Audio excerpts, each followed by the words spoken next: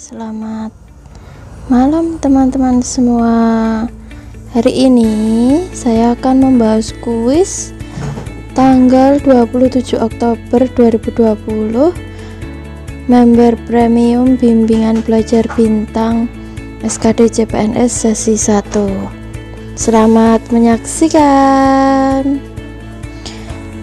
Soal nomor 1. Di tempat parkir sebuah rumah ada 6 buah garasi untuk 6 penghuninya. Karena bentuk dan kualitasnya berbeda, 6 penghuni tersebut diberi hak parkir pada tempat-tempat tertentu sebagai berikut. F tidak boleh parkir di nomor 4 dan 6. G hanya boleh parkir di nomor 5 dan 6. H hanya boleh parkir di nomor 1 dan 3. I hanya boleh parkir di nomor 2 dan 4. J hanya boleh parkir di nomor 1, 3, dan 5. K tidak boleh parkir di nomor 3 dan 6. Misal K pulang dulu dan parkir di nomor 2, kemudian disusul oleh F, H, I, dan J, serta terakhir G, dapat dipastikan I akan parkir nomor titik-titik. Oke, kita bahas ya. Kita gambar dulu ya supaya mudah. Kita gambarkan 6 buah kotak sebagai 6 tempat parkirnya. Kemudian kita gambarkan dari tiap-tiap pernyataannya. F tidak boleh parkir di nomor 4 dan 6. Berarti F bisanya hanya di sini ya. Kemudian G hanya boleh parkir di nomor 5 dan 6. Ini bisa juga G.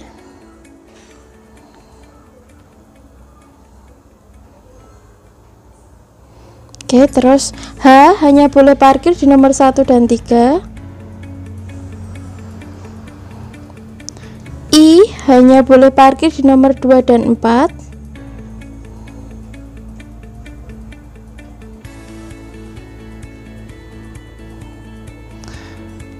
J hanya boleh parkir di nomor 135.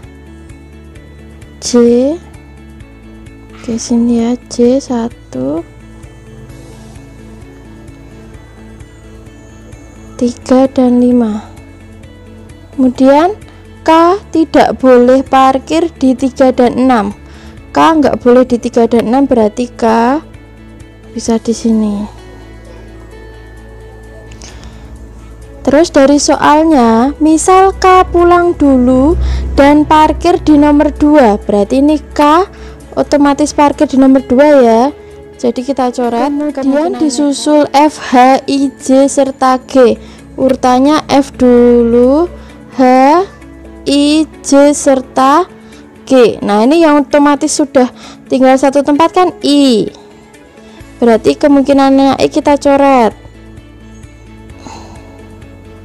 Ini kan F juga nggak pengen di sini ya. I sudah, kemudian ini otomatis G karena hanya satu tempat yang menempati. Jadi kemungkinannya G kita coret.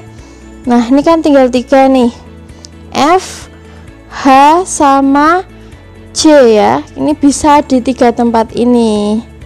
Oke, ini bisa F atau J.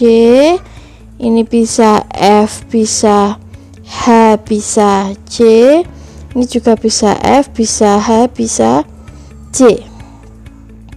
Dapat dipastikan I akan parkir di nomor, nah I akan parkir di nomor berapa? Jawabannya adalah di nomor 4. Sebenarnya ini saya ulas semuanya, tapi kalau nanti hanya ditanyakan I, tadi hanya 2 langkah saja sudah diperoleh hasilnya ya, karena kan tadi langkah pertama ini kan K-nya kita coret.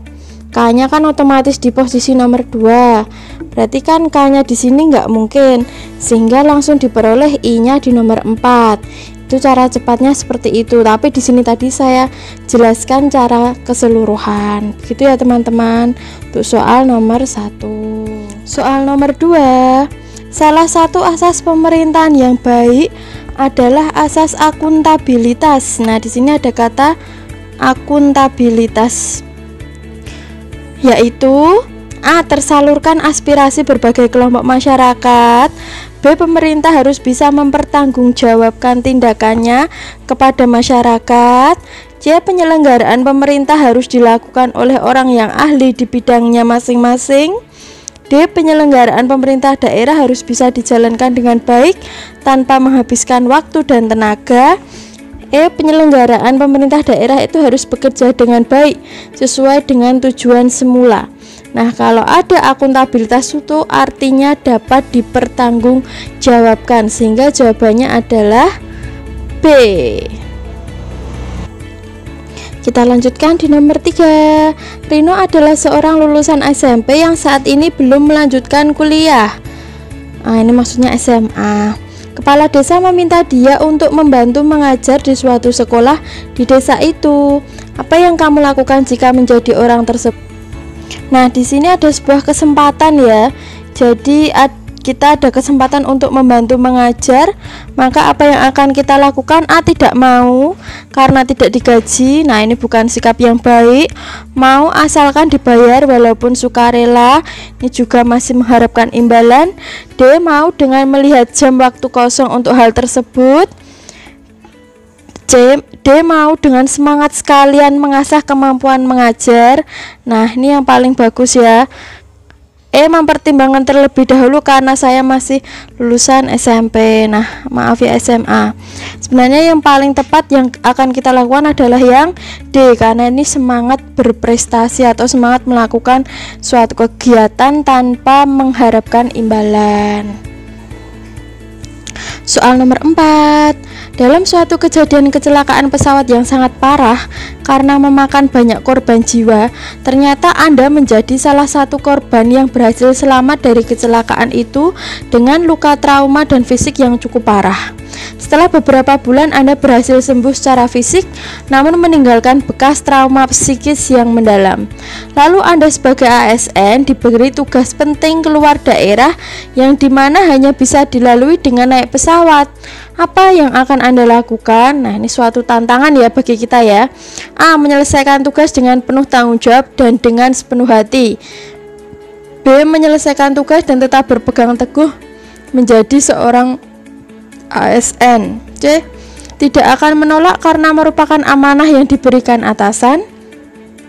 D. Menerima tugas dengan penuh semangat dan siap dengan segala resiko yang akan dihadapi. E. Tetap menuruti perintah atasan sembari mempersiapkan segala hal yang diperlukan saat dinas nanti. Ini pilihan dari A sampai E semuanya bagus ya, tapi mana yang sekiranya paling bagus?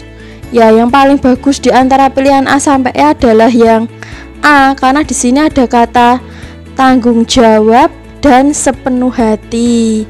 Nah, ini sudah mencangkup semua pilihan antara B sampai E. Jadi jawabannya A.